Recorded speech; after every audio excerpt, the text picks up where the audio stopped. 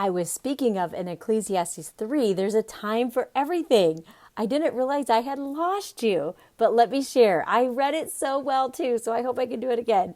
Hey, a time for everything.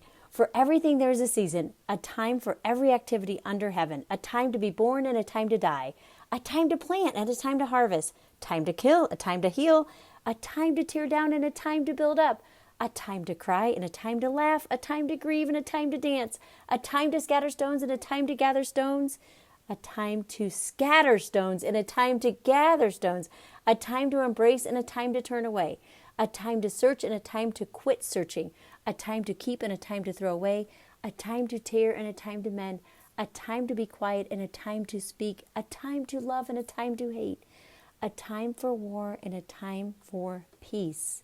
There is a time for everything that we do. And the Lord is with us in all of it, isn't He?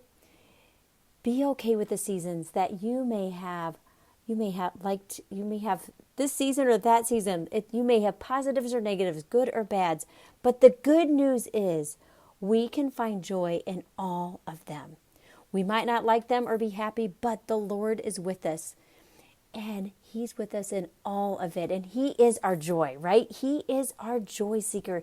He's where we get our peace. So we can find joy and peace no matter if we are cold, hot, healthy, unhealthy, burdened, overwhelmed.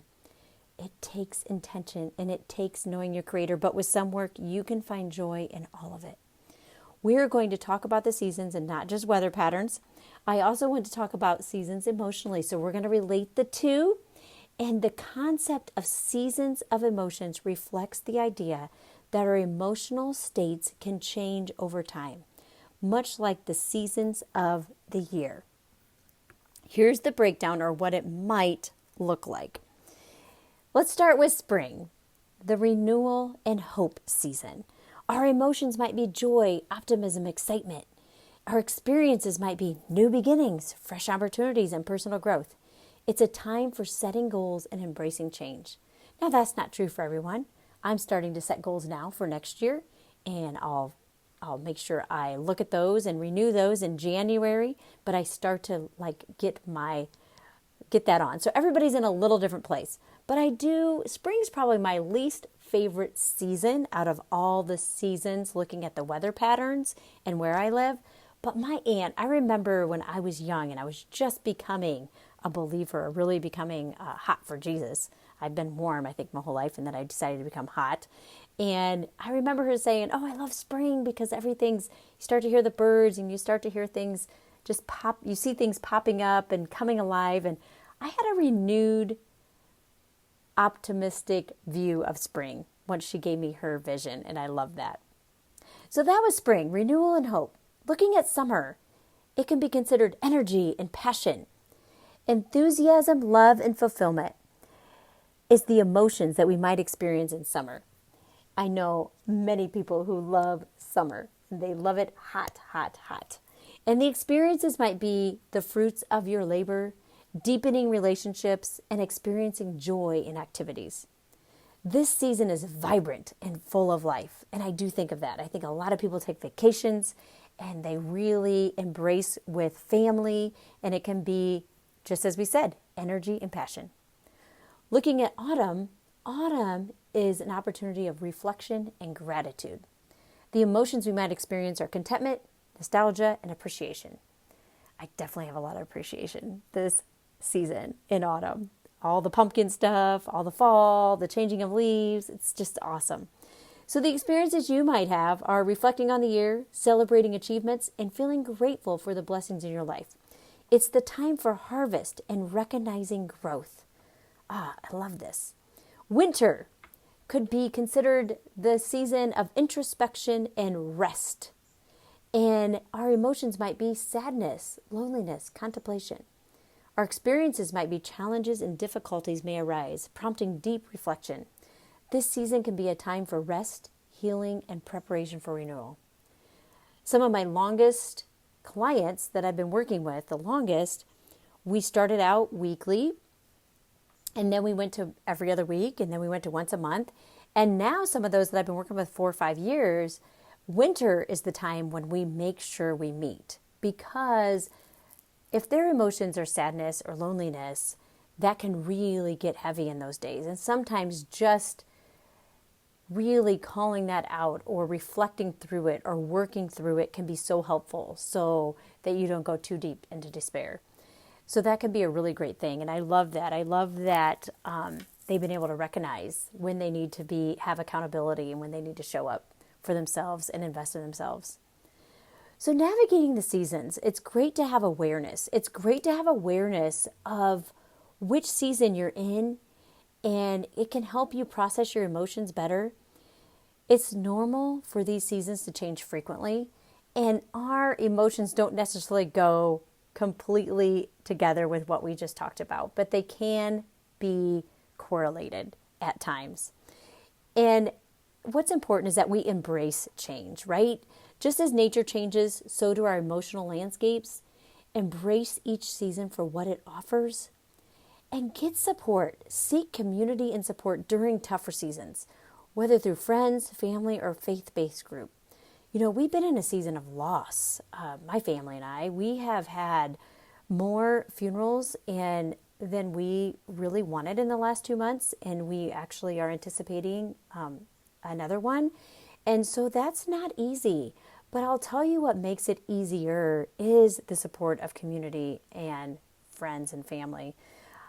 There was one particular week when we had to really scoot from one event to the other as far as the funeral.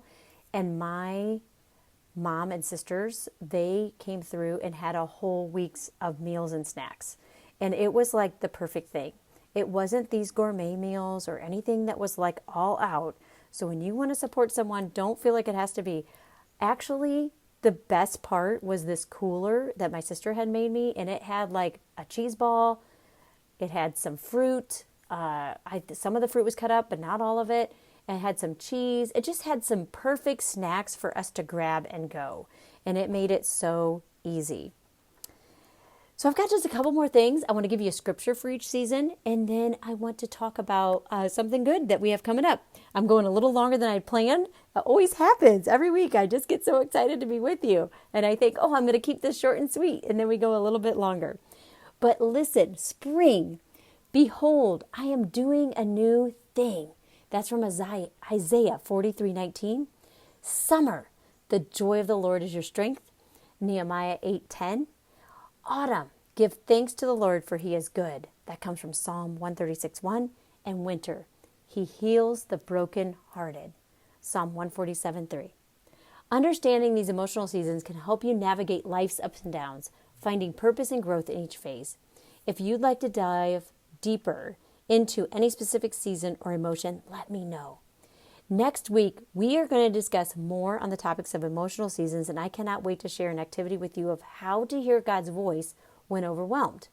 For those who like colored pens and purposeful activities, this is for you. So come back next week.